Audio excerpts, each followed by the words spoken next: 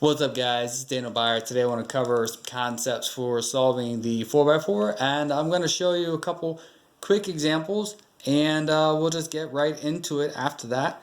And so hopefully I want to break down each step, kind of the concepts and what I'm looking for, and kind of quickly move through this once we get started, so that way you can be able to maximize the effectiveness of implementing this yourself.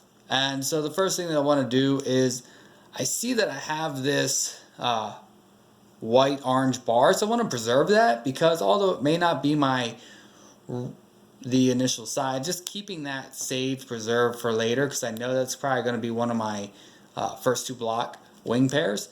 Try and preserve that. I'm not going to try and preserve too much, because I really just want to quickly get the L and R centers done and then continue with the first two block pairing.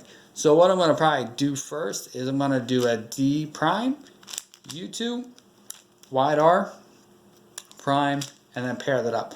Notice that these don't match yet, but I'm going to now take the opportunity to do another move, pairing up this half bar. I already had a half bar, and then I'm going to just do a triple U, then quickly transition to finding the other pair.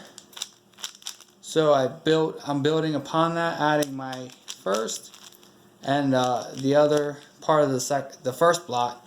Then I want to transition, and normally, coincidentally, it just seems like most of my pairing winds up being non-matching blocks, and this is the case in this solve. So I want to cover that concept, because I think that that's one of the important things of being able to naturally, especially if you're doing a root solve, and if you're doing a 4x4 root solve, being able to intuitively solve non-matching blocks. Normally, like, I have either an orange or a red D and blue green of front and back, and I'm always LR for yellow and white.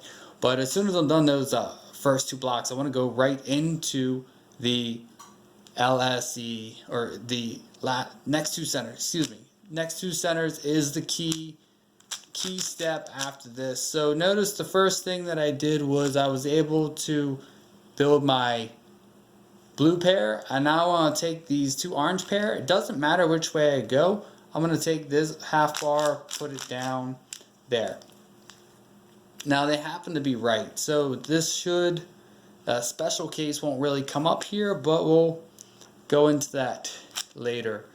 So the next thing is that I'm going to look for opportunities to maximize kind of the efficiency of what's happening, right? So what's going to actually happen, I can already kind of see that some pieces are going to come together, and so I'm going to be able to solve this pair with the white, and I see that my other two pair are actually already set up. So I'm going to go with a setup of L prime, pairing this up, U, R prime, pairing that up. Now I know that that actually winds up messing up one of the pairs that I had already done, but in the end of grand scheme of things, it's okay, because ultimately it'll work out to my favor. So I'm going to do a D2, so that way I can do the, I solved one, messed that one up, solved two, I solved another two, and I'm going to solve the last set. So I want to get this half bar green down to the F face, because my back is blue. So now I'm down one dot. I don't know if I have odd parity or even parity yet. Let's check. I look, and I see I have two bad edges, and I have two good edges, two good edges. So I have an even number of parity. So it looks like we're in a good spot. What I can wind up doing is, during my 4A step, solving that last center with a commutator. So then just transition to this point. Now I'm here. I've done my 4A, I've done my 4B. So now I look and I see that I have parity, right? I'm going to do one more move.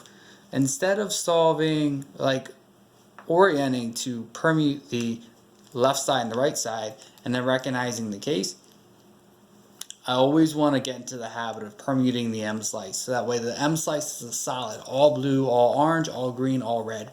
And that can be in any M adjustment. So we're going to go back to where we were. So I'm going to wind up doing, rather than recognizing it from this case and doing an R2, and you wind up getting a weird U2 trigger.